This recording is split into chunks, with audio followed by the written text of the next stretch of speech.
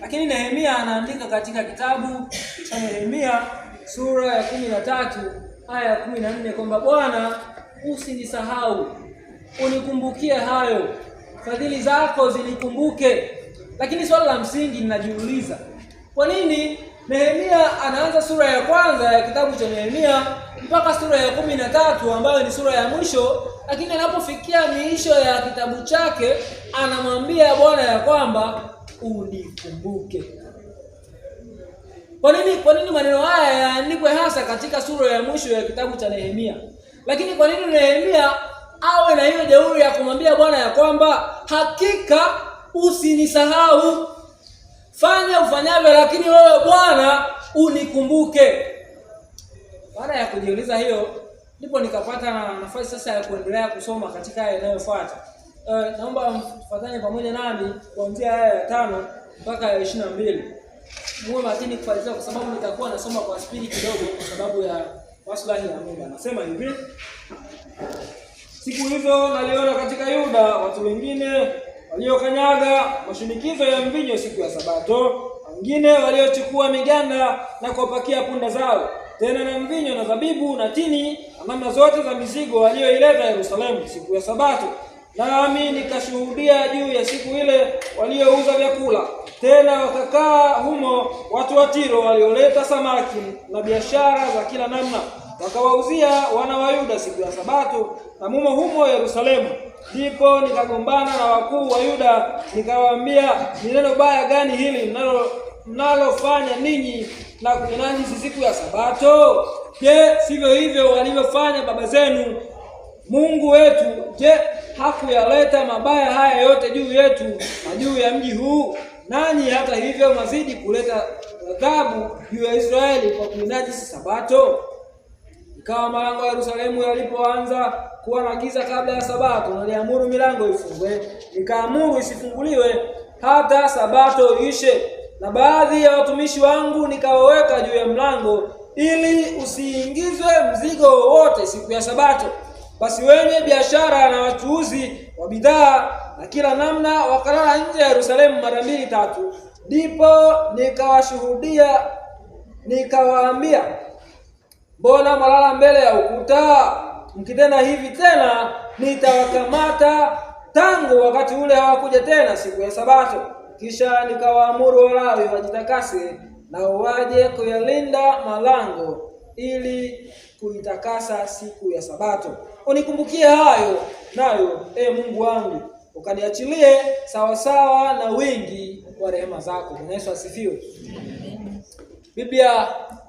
Biblia yangu inaniambia ya kuwa Nehemia akamwambia Bwana ya kwamba unikumbukie katika hayo. Yapi?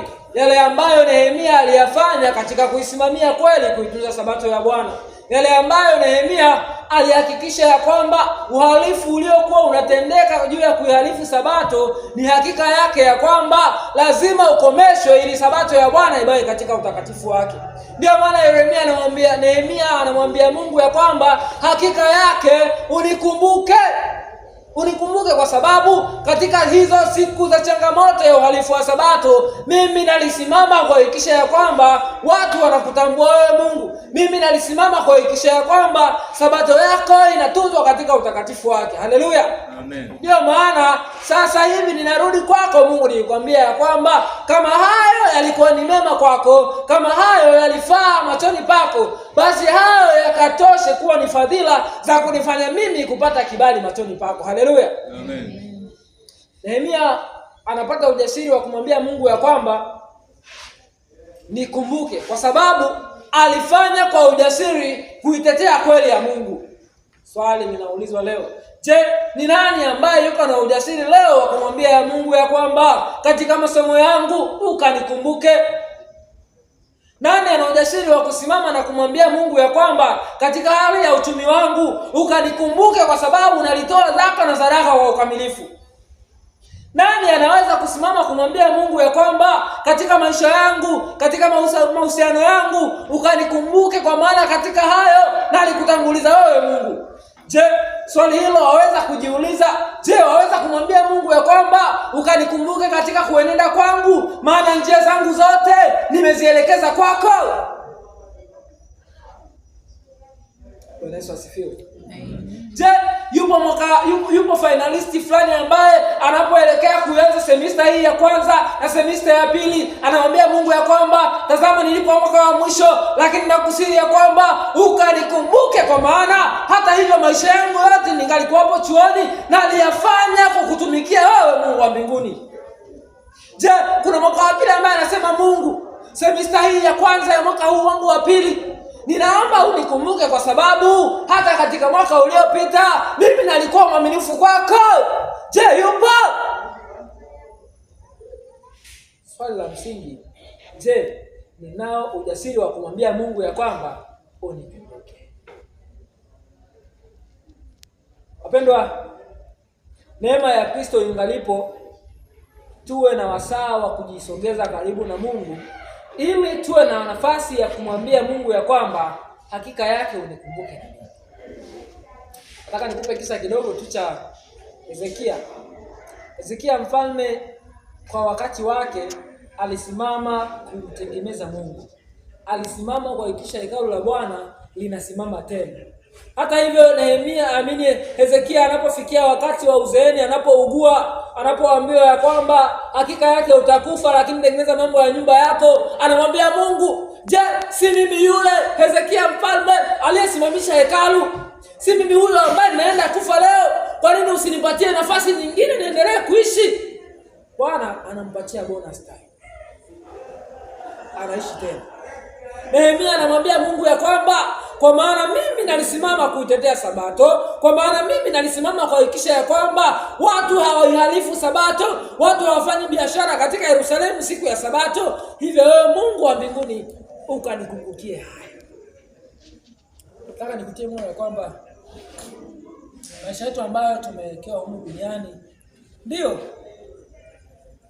tumetoka mikoani tumekuja hapa Dar es Salaam kwa sababu ya elimu, lakini whatever we are going, Mungu ametuweka mahali tulipo kwa kusudi fulani. Mungu ana makusudi makubwa kabisa na wewe mahali ulipo leo. Kwa hivyo wakati utafika ambapo yeye Bwana atakuuliza, pale nilipokuweka, je, ulifanya kama nilivyohitaji? Kwa hivyo tuwe waaminifu katika tutende sawa sana mapenzi ya Mungu, ili saa itakapofika tuweze kuzidai fadhili za Bwana. Wapendwa, neema ya Kristo ingalipo, lakini neema ya Kristo ipo kwa wale tu ambao wako tayari kwa ajili ya kutwaliwa na hiyo rehema. Haleluya. Amen. Sio ukasema kwamba mimi acha iwe inavyokuwa kwa sababu Kristo alikufa msalabani, basi na mimi nitaokolewa. Neema ipo kwa walio tayari kuwa pamoja naye. Kwa hivyo hakuna pensheni yoyote duniani anayolipwa mtu ambaye hajaifanyia kazi, si ndio? Au unasubiri kwamba ulale alafu ufikishe miaka 60 unasema unaenda kudai mafao. Yapi? Unaopata si ulimwengu tu wa kawaida huu, lakini au unaposema masuala ya pensheni ya watu hatuelewi. Mafao ya uzeeni. Mungu akipunga mkono. Sasa kama hayo tu ya kiulimwengu, yapasa tufanye kazi ndipo tulipwe baadaye. Kama haya ya ulimwenguni tu, mtu inabidi awe katika huo mfuko fulani au ameutumikia kwa miaka hiyo ili baadaye wamlipe mafao ya uzeeni.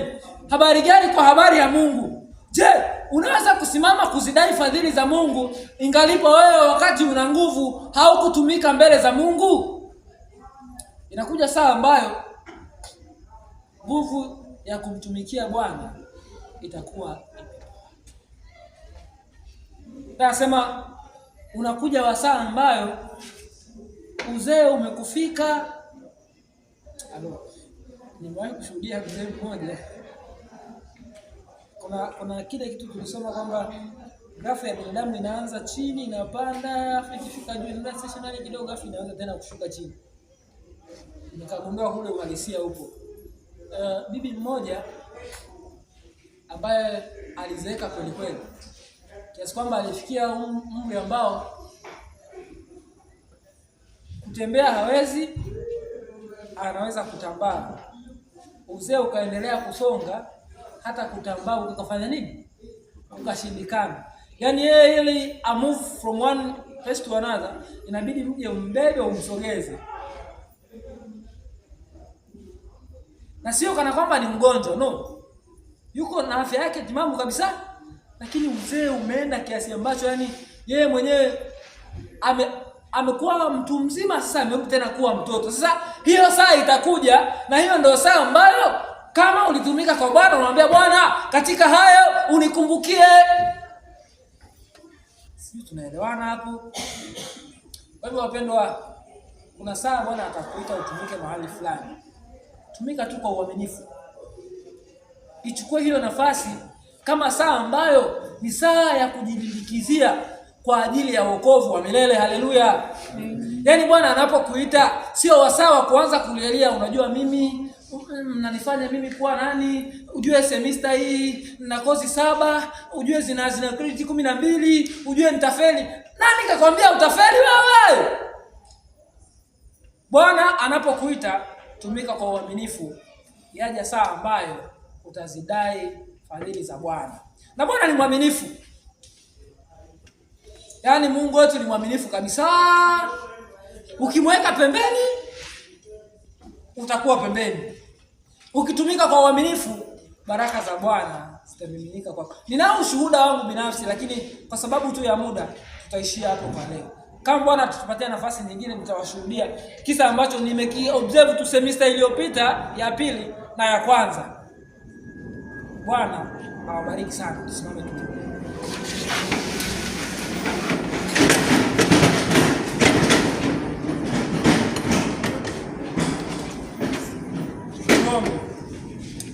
Mungu wetu mtakatifu, wewe uishie mahali palipoinuka juu mbinguni, jina lako lipewe sifa.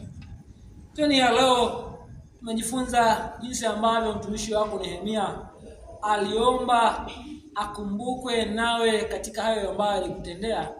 Basi tunakuomba utupatie nafasi ya namna hiyo. Inawezekana kuna saa ambayo hatujatenda sawa sawa na mapenzi yako. Inawezekana kuna saa ambayo hatuna hicho cha kutufanya tukuambie utukumbuke kwacho. Lakini leo hii tunaomba utupatie nafasi nyingine tunapoanza upya kwa ajili ya kutenda sawa sawa na mapenzi yako. Tubarikie maradufu, ili fadhili zako zitakapomiminwa kwa watakatifu ambao umewachagua, na sisi tukawepo katika kundi hilo. Maana kuanzia leo tunatenda sawa sawa na mapenzi yako. Mungu wa mbinguni, wewe uliye mtakatifu, ambaye umetupatia sabato hii takatifu, tunakuomba ukatusaidie tukaweze kuitunza na kuitekeleza kadri upendavyo. Tunaomba hivyo tukitumaini kupitia kwako Kristo Yesu. Amina.